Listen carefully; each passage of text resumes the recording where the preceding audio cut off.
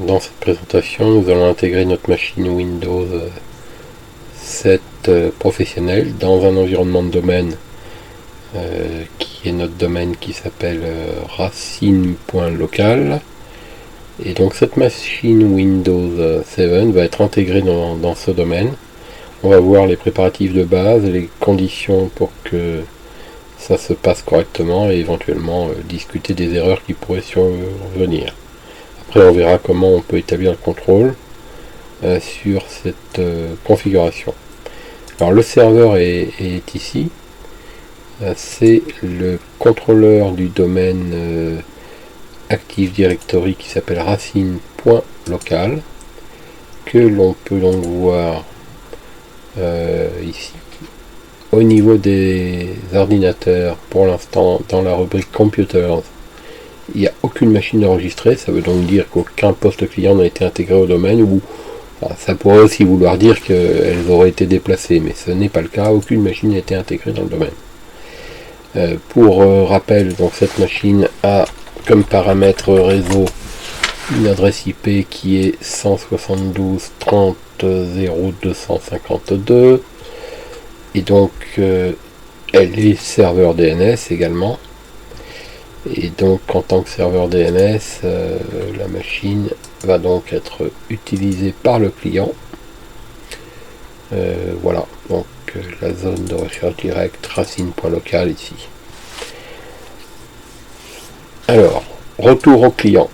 On se connecte avec un compte ayant la possibilité de modifier le système, donc un administrateur. Cette machine est dépassée de date, donc il faut que je fasse attention, parce que lorsque c'est le cas, et que sur Windows on a un message indiquant qu'on est en dehors de la date, et bien toutes les heures la machine va s'arrêter toute seule sans crier gare. Donc première chose à faire, mettre en place une adresse IP pour cette machine. On s'aperçoit que pour l'instant l'étang n'appuie pas. Donc on va mettre une adresse IP fixe en rapport avec celle de notre contrôleur domaine. Alors, par exemple, on va prendre celle-ci. Et ce qui est important, c'est d'indiquer au niveau du DNS l'adresse du serveur Windows, qui est donc le serveur DNS du domaine. Donc ici, tout ça, c'est l'adresse du serveur Windows que nous venons de voir. Tandis que ça, c'est l'adresse de ma machine. Pas de passerelle, puisque je n'ai pas de routeur pour accéder à Internet fonctionnel sur ce réseau-là. On fait OK, on fait OK, on fait fermer. On peut fermer cette fenêtre. Le premier test qu'on peut faire dans le mode commande, c'est de vérifier que les paramètres sont bien pris en compte. Si on fait ipconfig/all, on peut voir plus de paramètres ici. Alors par exemple, on voit qu'elle n'a pas de suffixe DNS pour l'instant. Elle s'appelle PC. On voit l'adresse IP, le masque, pas de passerelle. Et un petit peu plus bas, le DNS qui est déclaré ici. On peut faire un ping du serveur. Alors le serveur, s'il est contrôleur de domaine, le pare-feu est activé mais n'empêche pas le ping. Donc c'est un bon moyen de contrôle. Ici on voit qu'on ping le serveur, et ensuite le deuxième test que je préconise, c'est de pinguer le nom du domaine en faisant bien attention de ne pas se tromper. Si ça fonctionne et que l'adresse qui est résolue ici est bien celle du serveur, en fait ça veut dire qu'on est arrivé jusqu'ici et qu'on a résolu en fait cet enregistrement là. Donc j'ai pingé racine.local, il m'a répondu cette adresse, ce qu'on voit ici, hein. Ça veut donc dire que je suis parvenu jusque là, et donc c'est le signe que le client a réussi à atteindre son serveur et que tout est pour l'instant bien parti pour que ça fonctionne.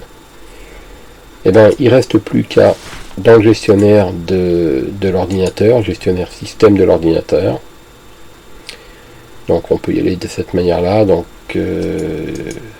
gestionnaire du système qu'on trouve aussi par panneau de configuration, système et sécurité, système.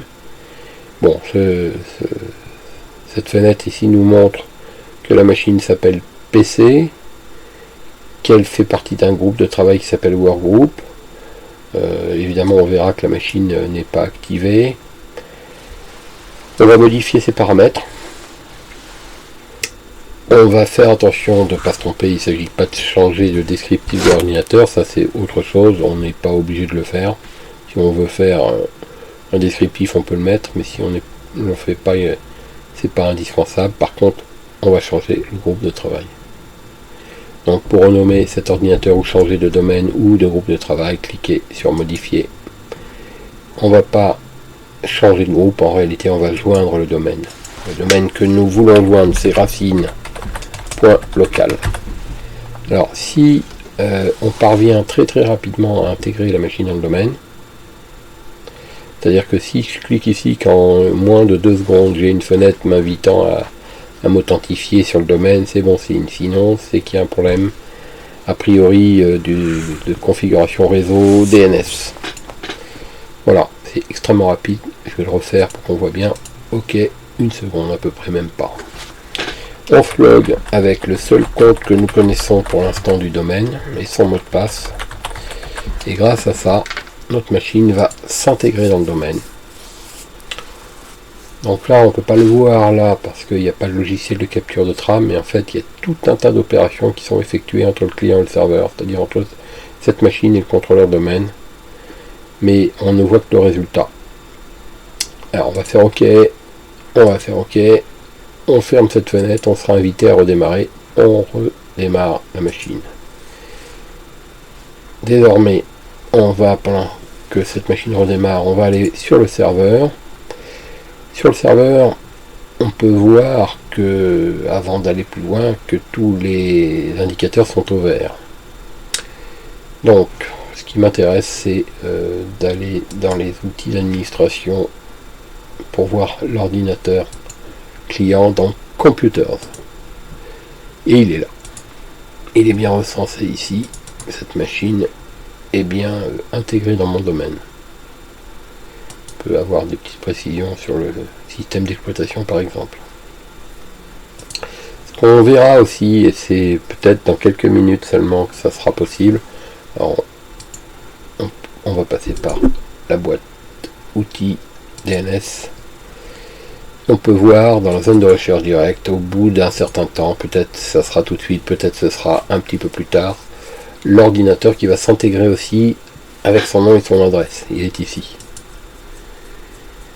Donc cet enregistrement s'est créé tout seul, c'est consécutif à l'intégration dans le domaine.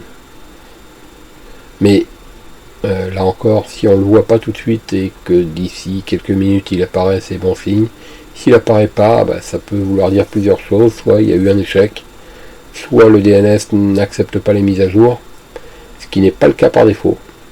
C'est-à-dire qu'il les accepte par défaut, donc s'il n'y en a rien touché et que ça ne s'enregistre pas, il y a un problème qu'il faut qu'on essaye de trouver en refaisant tous les contrôles préalables, en s'assurant qu'on n'a pas rien oublié. Bon voilà, notre machine a dû redémarrer, on va aller voir. Voilà, la machine a démarré. Je suis invité à cliquer sur CTRL suppression. Quand je le fais, je vois que j'ai une fenêtre qui m'indique PC, c'est le nom de cet ordinateur, anti-slash plutôt Jean. Alors c'est le nom de l'utilisateur local, mais je peux changer d'utilisateur maintenant et me loguer avec un compte sur le domaine. Par défaut, il me met sur le domaine. Alors il y a différentes astuces pour se connecter en local ou sur le domaine. Par exemple, si je veux me connecter en local, je peux faire comme ça. Là, je me connecte sur la machine. On voit que le mot PC, là, qui est le nom de cet ordi, est réapparu ici. Parce que point anti-slash, ça veut dire ici. Et je me log en tant que Jean.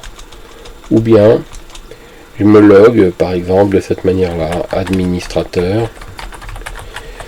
Regardez, quand je vais appuyer sur l'arrobase, le mot PC a disparu. Mais je vais mettre le nom de mon domaine, racine.local. Et je vais mettre le mot de passe. Et là, il va se connecter en tant qu'administrateur du domaine depuis cette machine cliente. Alors, donc évidemment on est alerté. Et on voit ici que le contrôle ici de la machine montre qu'il y a un truc qui ne va pas. Mais on est connecté sur le domaine. Voilà. Bien. Alors ici s'achève là cette petite présentation sommaire d'intégration d'une machine dans le domaine. Et les étapes qui vont suivre, ça va être différentes manipulations concernant le domaine, notamment création de deuxième contrôleur domaine, création de domaine enfant par exemple, création d'une nouvelle arborescence de domaine avec un nouveau nom indépendant du premier, enfin plusieurs opérations qu'on peut être amené à faire dans un environnement Active Directory.